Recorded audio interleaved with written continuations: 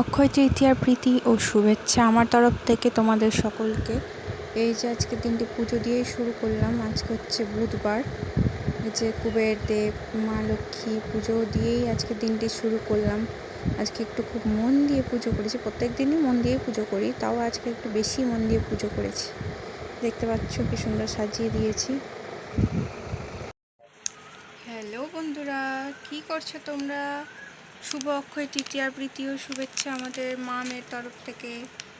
এই যে আমার মেয়ে এখন সকালবেলা চিপস খাচ্ছে, কিছু করার নাই, কথা বললে শুনে না, পচা মেয়ে। আর এই যে আমার স্নান দান হয়ে গেছে, পুজো সারা হয়ে গিয়েছে।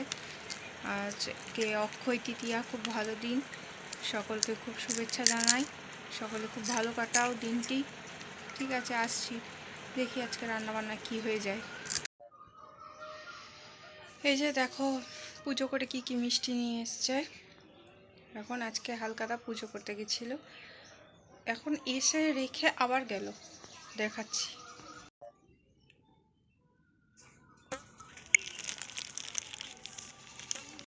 কে কে খাবে চলে এসো আমার বাড়ি। লাড্ডু, কলা, শশা, আপেল, মিষ্টি, যারা খেতে চাও সকলে আমার বাড়ি চলে এসো।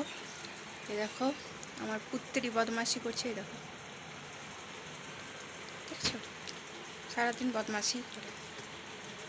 ঠিক আছে বন্ধুরা, আমি রান্না বসাবো।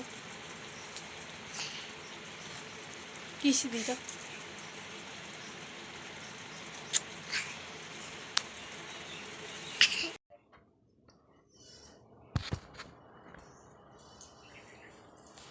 হ্যালো বন্ধুরা, এই যে ভাত খেতে বসে গেছি।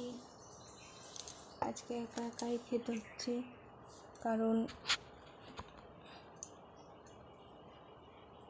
আজকে ওর বাবা নেই, পুজো করতে গেছে, ও এখন খাবে না।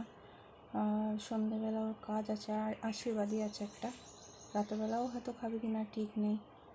ঠিক আছে বন্ধুরা, টাটা, খাওয়া দাওয়া করে নিই আগে। শুভরাত্রি বন্ধুরা, টাটা। আজকের ব্লগটা এখানেই শেষ করলাম, আগামীকাল আবার আসবো নতুন একটা ব্লগ নিয়ে। টাটা।